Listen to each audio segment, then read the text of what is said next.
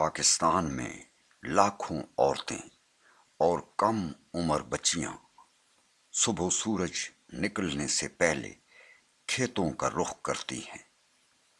یہ کپاس توڑنے کا موسم ہے، لیکن اس موسم کے پیچھے ایک ایسی خاموش اذیت چھپی ہے جسے کبھی لوگ دیکھتے نہیں، کبھی سننا نہیں چاہتے۔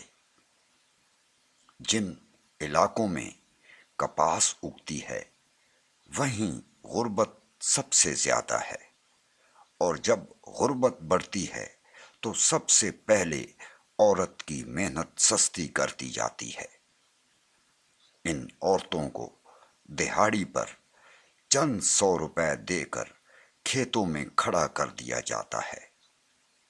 گھنٹوں کی سخت مشقت، سورج کی تپش، اور بدلے میں اتنی کم اجرت کہ ایک وقت کی روٹی بھی مشکل سے پوری ہو۔ سنو پوائنٹ ڈیجیٹل کی تمام ویڈیوز دیکھنے کے لیے ابھی ہمارا چینل سبسکرائب کیجیے اور بیل آئیکن پریس کیجیے تاکہ سنو پوائنٹ ڈیجیٹل کی طرف سے آنے والی ہر ویڈیو کی اپڈیٹ آپ تک بر وقت پہنچ سکے۔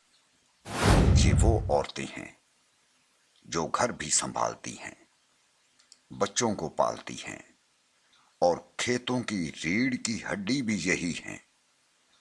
لیکن ان کو کتنے حقوق ملتے ہیں؟ کپاس کے کھیت خوبصورت ضرور لگتے ہیں، مگر ان سفید پھولوں کے اندر ایک خاموش قاتل چھپا ہے۔ کپاس کے باریک ریشے۔ جب عورتیں یا کم عمر بچیاں پھول توڑتی ہیں تو یہ ریشے انہی کے منہ اور ناک کے اندر جاتے ہیں۔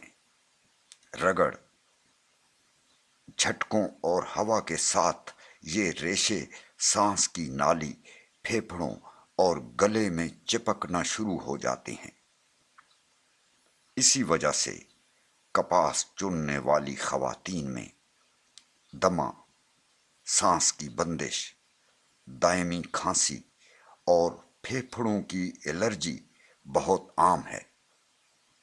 مگر افسوس، نہ ان کو ماسک دیا جاتا ہے، نہ حفاظتی سامان، نہ کوئی طبی سہولت۔ کپاس کی ٹہنیوں پر چھوٹے چھوٹے مگر انتہائی نوکیلے کانٹے ہوتے ہیں۔ یہ کانٹے ہر لمحہ عورتوں کی انگلیوں میں چبھتے رہتے ہیں۔ کوئی دستانے نہیں، کوئی تحفظ نہیں، زخمی ہاتھ، پھٹی انگلیاں۔ کچھ عورتوں کے ہاتھوں میں یہ کانٹے سوجن تک پیدا کر دیتے ہیں، مگر وہ پھر بھی کام کرتی رہتی ہیں، کیونکہ اگر کام نہ کریں تو چولہا نہیں جلتا۔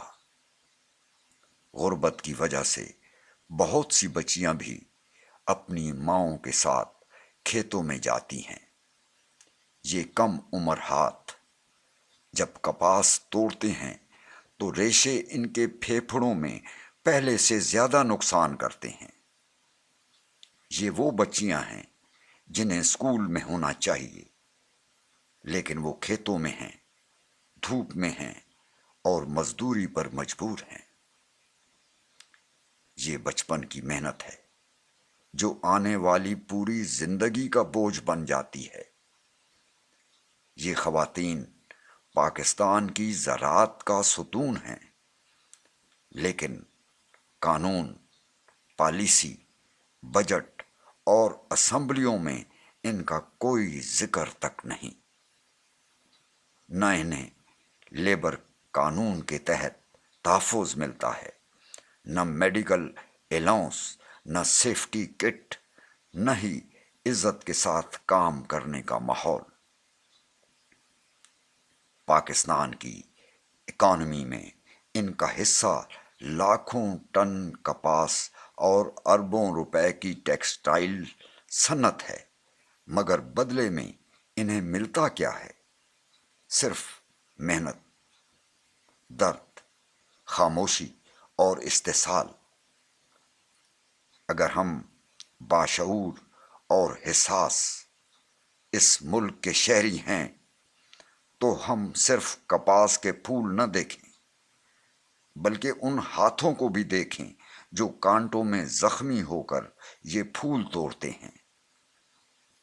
ریاست کی بھی ذمہ داری ہے کہ وہ زمینداروں کو احکامات جاری کرے کہ وہ ان خواتین کو کم از کم دستانے اور ماسک فراہم کریں، ان کے لیے موبائل ہیلتھ یونٹس قائم کرے، بچوں کی لیبر پر سخت پابندی لگائے اور کپاس چننے والی خواتین کو باقاعدہ لیبر کا درجہ دے، اس لیے کہ یہ صرف خواتین کے حقوق نہیں، یہ انسانیت کا حق ہے۔